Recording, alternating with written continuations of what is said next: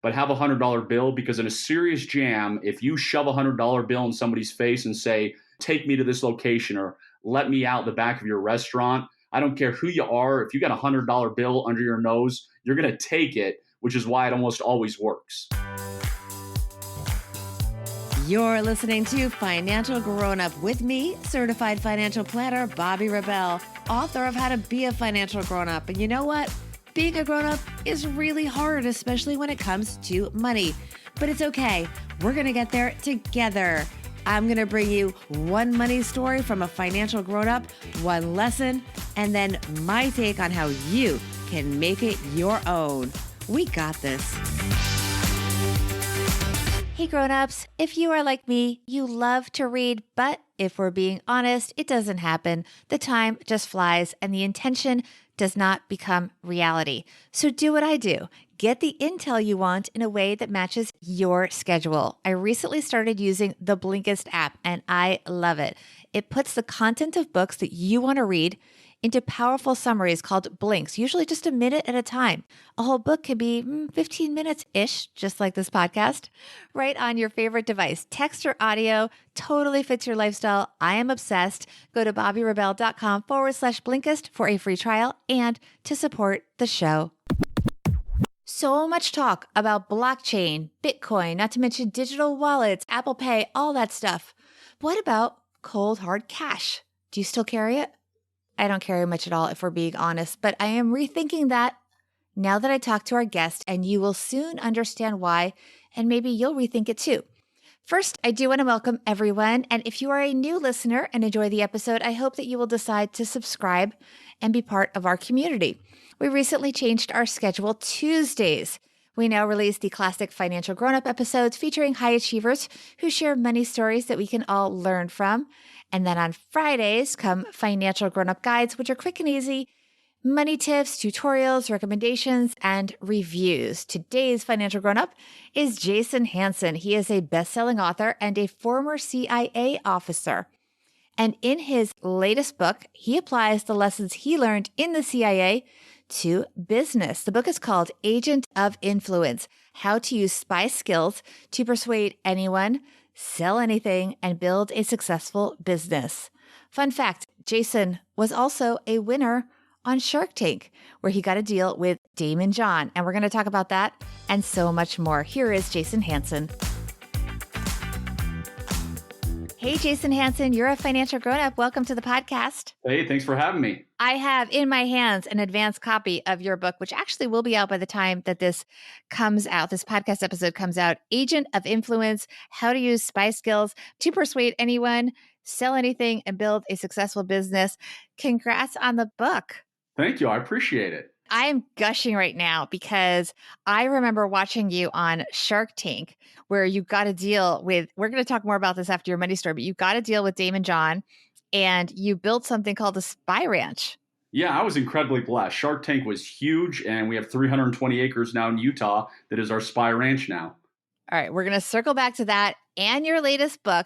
But first, you're going to tell us about your experience at the CIA, how that ties in to being a financial grownup. Your story has to do with cold hard cash. Go for it. Yeah, so I was incredibly blessed to work for the agency from 2003 to 2010. And you learn that you always have cash on you. On one occasion, I had to bribe the police in a foreign country, and having good hard American cash on you. Many of my associates have had to bribe the police, so that's important, gets you out of trouble. But also, you pay cash for everything. You don't want to leave paper trails that you may have been in the country. And plus, when you're trying to recruit an asset, paying cash looks good, meaning you always pick up the tab, and then they feel indebted to you, and it helps in the recruiting process. So I'm a fan of cold hard cash, and I'm always amazed at people these days who never carry cash on them, even for emergencies. Okay, but first of all, there are places that no longer take cash, just saying. And we're not all spies, Jason. So for the skeptics out there who say, well, we're going to a digital world, so much interest in things like Bitcoin, what do you say to them? Do you think cash will last forever? And how else does this tie in to financial success? Well, absolutely, it'll last forever. I mean, I'm not saying you have to spend it, meaning I always have at least $300 in cash in my pocket. And it has gotten me out of some jams in life. So you can use your American Express or whatever credit card 99% of the time. But if you ever get stranded or you're in a jam, you should always have it on you.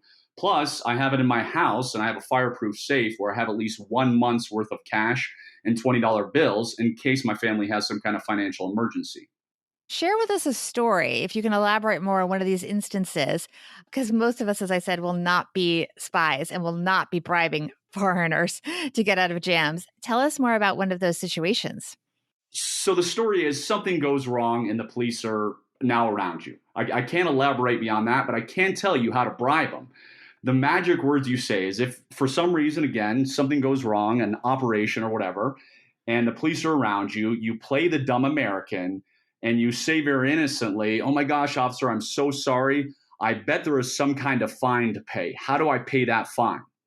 If they're corrupt, they're going to say, "Well, that fine is $100, $50, and you pay me now," which is what happened in my case. If they're not corrupt, they may say, "Well, there's a fine you pay at the courthouse." So that's the beauty of it. You're not coming off as in you're whipping out a wad of cash saying, "Hey, buddy, take this." You're playing the stupid American of how do I pay that fine? So the second story, my father and I love to go hiking together. And about once a year, we try and do some big hike. And I live near Zion and Bryce National Park, and I'm a huge fan of the outdoors. So my dad set up this hike, and he was the one who planned it. And, I just show up with all my gear.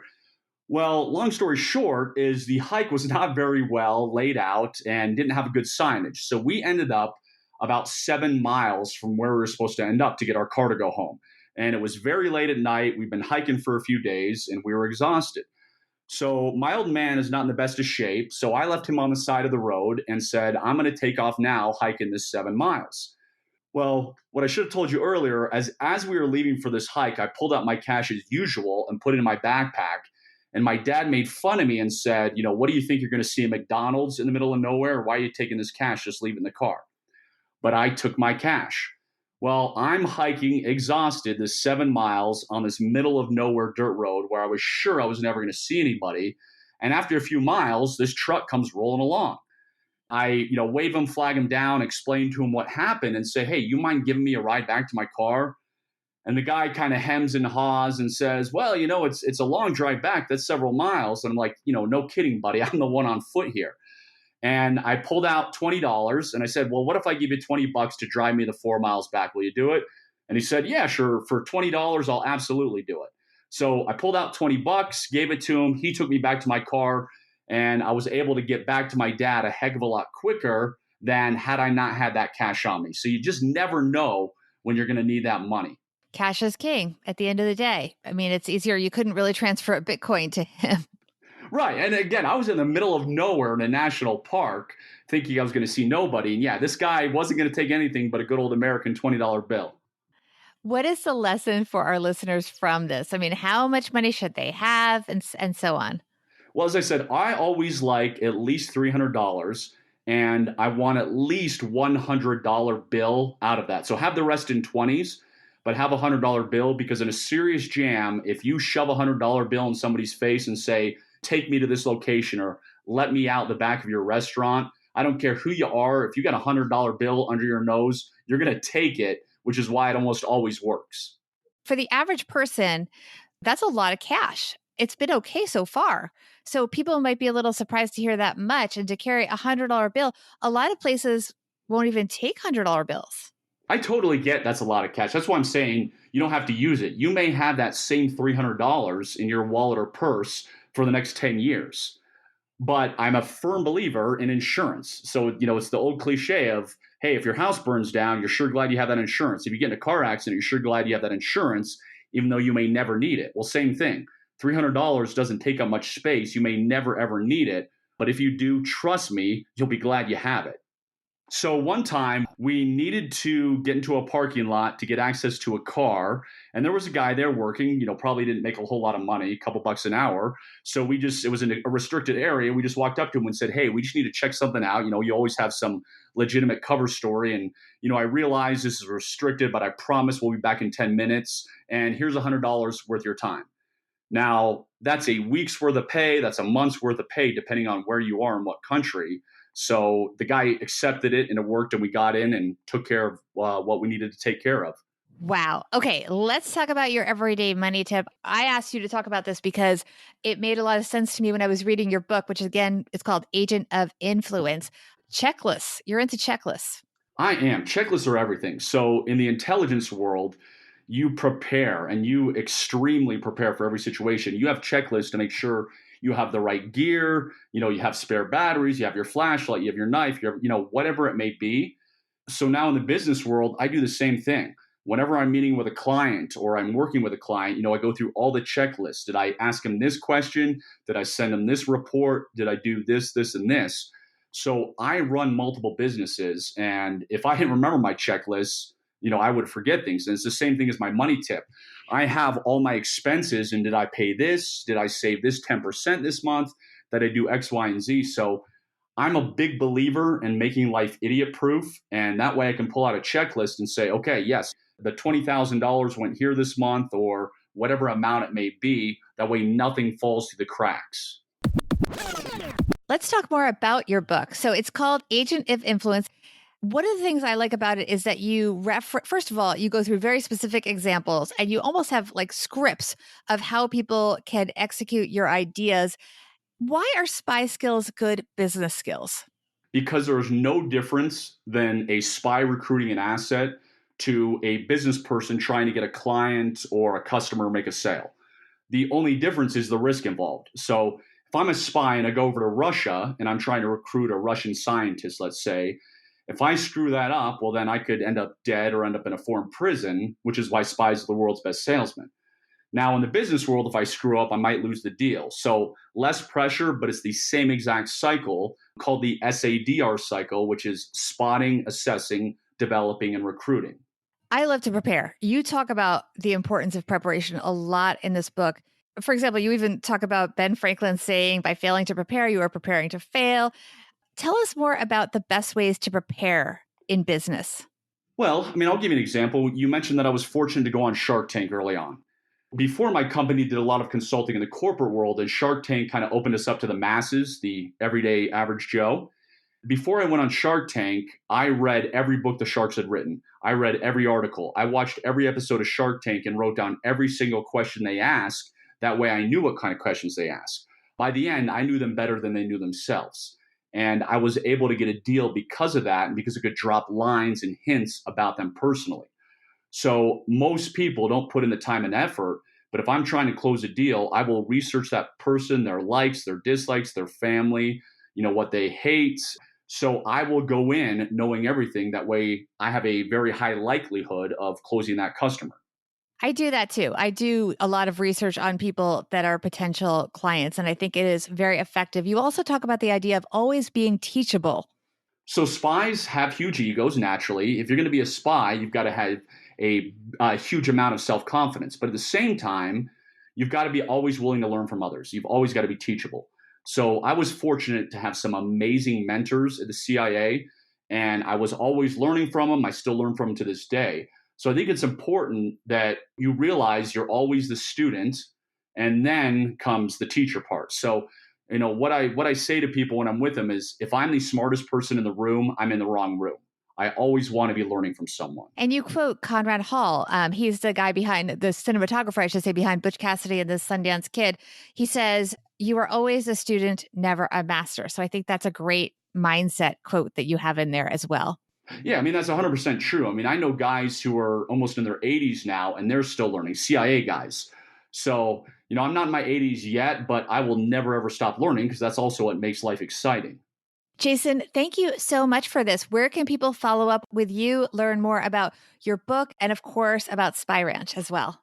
Sure. If they just go to the website, celebritymethod.com, they can talk to me, find out about me, and I got some cool stuff for them there. Awesome. And what are your social channels if people want to follow you there? I'm laughing because guess what? I'm not very social. I'm not a social media guy, but if you go to Spy Escape and Evasion on Facebook, other stuff like that, then you can also find me, but I'm not very active. Okay, fair enough. And your book, I assume, Agent of Influence, is in all the places, right? That is correct. Amazon, Barnes & Noble, every major bookseller. Awesome. Thanks, Jason. Thank you. Hey, everyone. Before we get to my take on the interview, I want to share a personal story. I recently was in a bookstore and I saw this book that I remember loving, The 4-Hour Workweek by Tim Ferriss.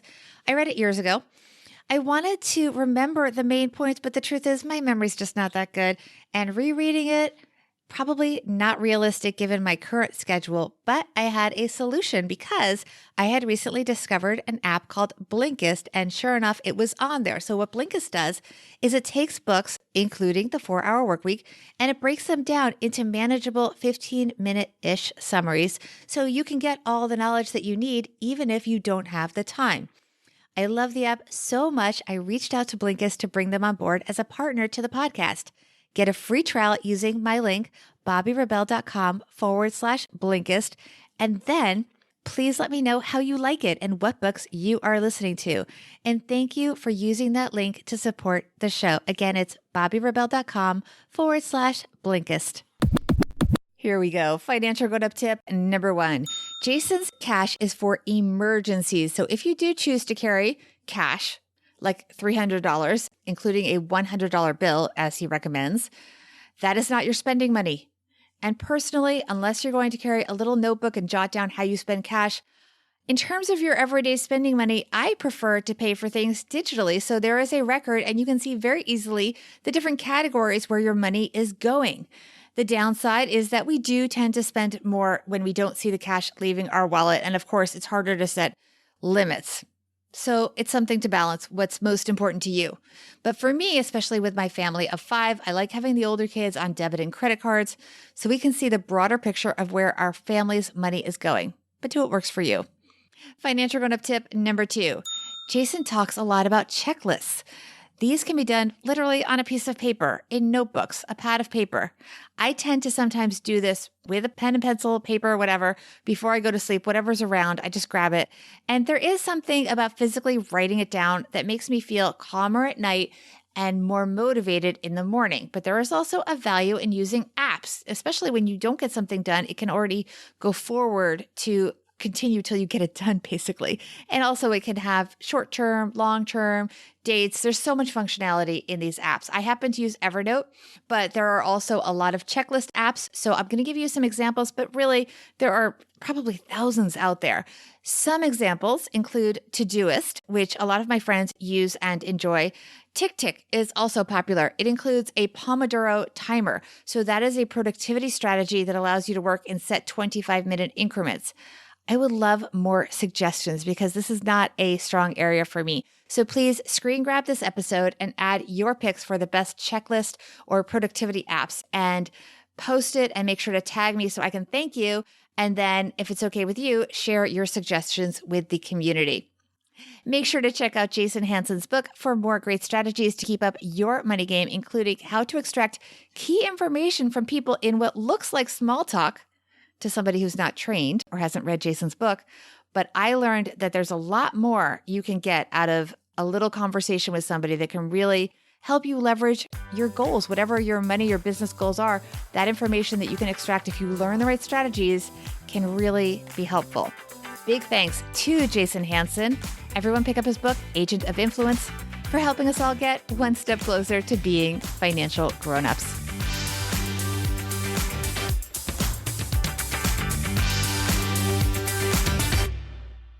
Financial Grownup with Bobby Rebell is edited and produced by Steve Stewart and is a BRK Media production.